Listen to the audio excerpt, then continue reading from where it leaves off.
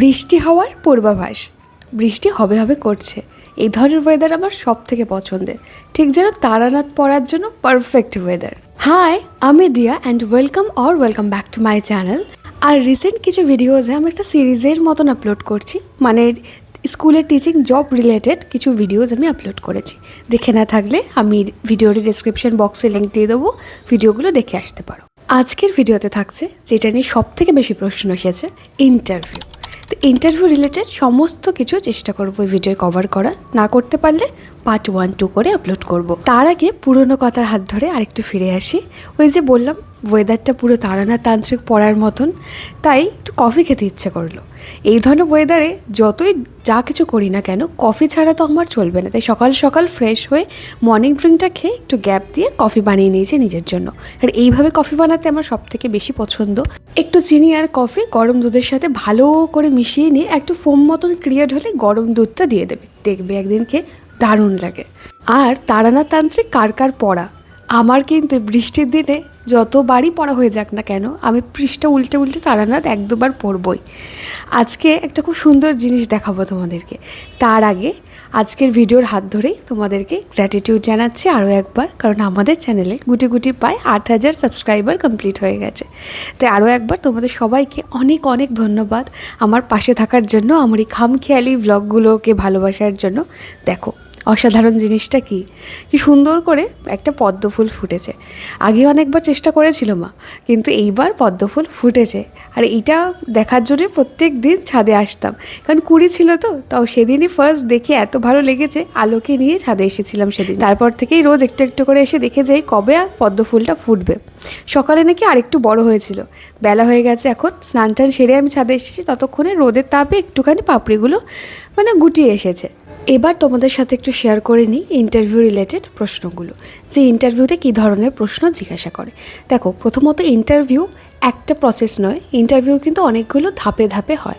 কোনো স্কুল 3টে ধাপে নয়, কোনো স্কুল জাস্ট একটা ফর্মাল ইন্টারভিউ আর ডেমো নেয়, কোনো স্কুল হয়তো এক্সাম নিল, তারপরে ডেমো ক্লাস হয়, তারপরে ইন্টারভিউ হয়। তাহলে বুঝতে পারছো এখানে কোনো নির্দিষ্ট নিয়ম নেই। এটা আমি আগে বহুবার বলেছি যে প্রাইভেট স্কুলের নির্দিষ্ট কোনো নিয়ম নেই, তারা তাদের নিজস্ব পদ্ধতি অনুযায়ী চলে। তবে আজকের ভিডিওতে আমি কভার করছি যে এক্সাম হলে কীভাবে এক্সামটা তারা নিয়ে থাকে।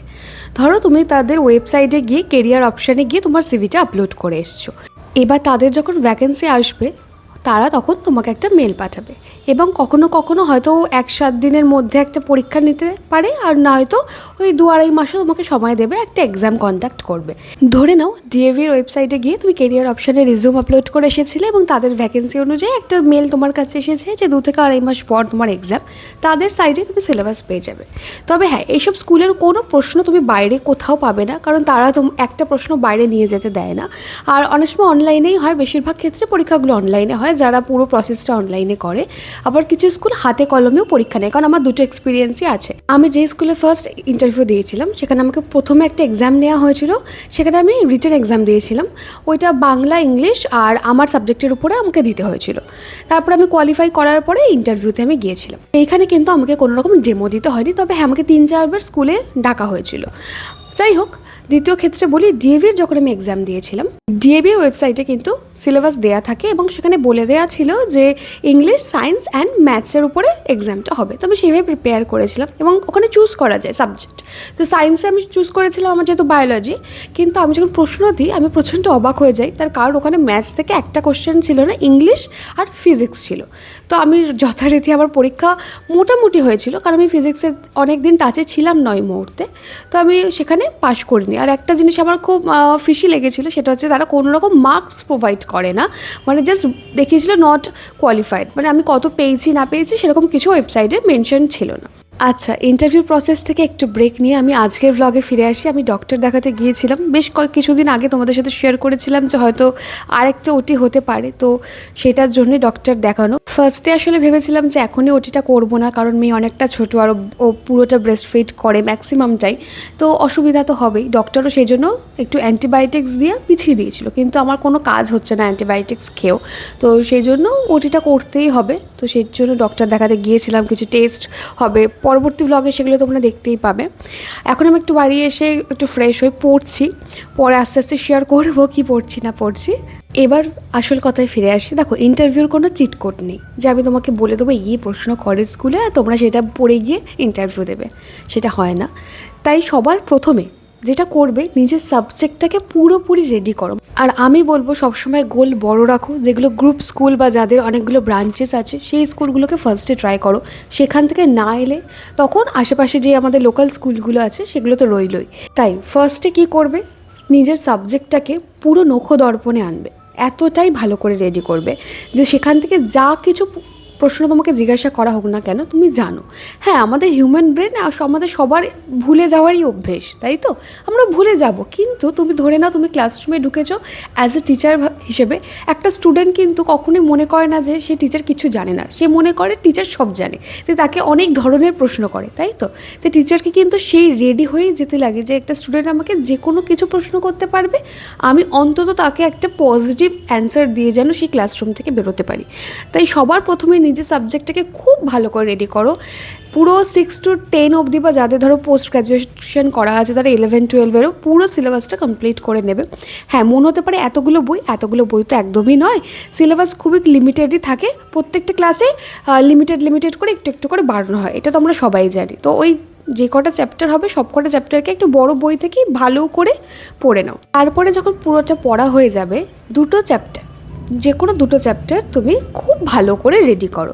যেটা তুমি দেখো, আমি সবসময় এটা বলি যে নিজে বুঝে পড়া একরকম আর অন্যকে বোঝানো কিন্তু অন্যরকম। তো বাড়ির কাউকেও বোঝাতে পারো, ভাই বোন যে কোনো কাউকে বোঝাতে পারো, বা বাড়িতে যে আছে বড়রা তাদেরকে বসিয়ে সেই চ্যাপ্টারটা ধরে নাও, তুমি তাদেরকে বোঝাবে যখন কীভাবে বোঝাচ্ছ, দেখবে তোমার বডি ল্যাঙ্গুয়েজ অনেক চেঞ্জ হয়ে যাবে এবং তুমি অনেকবার আটকাবে।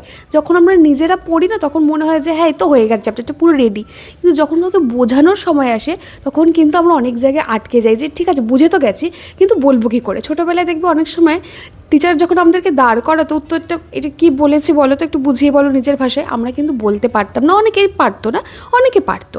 কারণ ওই যে অনেকের সেই ক্যাপাসিটি থাকে না যে আমি কি বুঝেছি সেটাকে আরও সুন্দর করে ভেঙে বলার।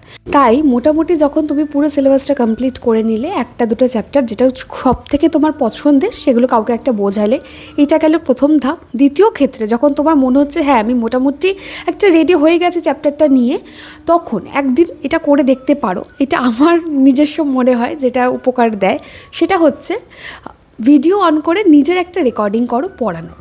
এটা করলে কি হবে দেখো, নিজে অ্যানালাইজ করতে পারবে পরের ভিডিওটা দেখে যে কোন জায়গাটায় তোমার ভুল হচ্ছে, কোন জায়গাটাকে তুমি আরও বেটার করতে পারো। আর ভিডিওটা সঙ্গে সঙ্গে দেখবে না, তখন ভিডিওটা করে রেখে দিলে 1 ঘন্টা 2 ঘন্টা বা পরের দিন গিয়ে ভিডিওটা দেখবে, তাহলে মাথায় সাথে সাথে ওই টাটকা ব্যাপারটা তো থাকছে না। পরে যখন দেখবে একটা ফ্রেশ মাইন্ডে, তখন তুমি আরও ভালো করে অ্যানালাইজ করতে পারবে। তো এটা একবার করে দেখতে পারো। শুনে হয়তো মনে হচ্ছে খুব কঠিন, কিন্তু করতে দেখো একদমই কঠিন না। তবে হ্যাঁ, খুব সহজ আমি বলবো না, কারণ কোনো কিছু সহজ না, করে ফেললে সোজা লাগে।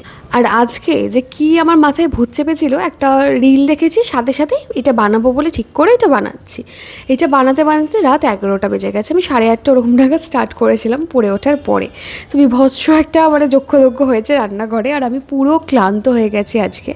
তাহলে আজকের ভিডিওতে তো আমি বললাম যারা ধরো এক্সাম নেয় তো কীভাবে তোমরা শুরু করবে, সেই স্কুলগুলোকে কীভাবে অ্যাপ্রোচ করবে সেটা। এর পরের ভিডিওতে আমি ডেমো ক্লাস আর ইন্টারভিউতে কী ধরনের মোটামুটি প্রশ্ন করে থাকে আর কীভাবে তুমি রেসপন্স করবে, তো সেটা নিয়ে ভিডিওটা করব।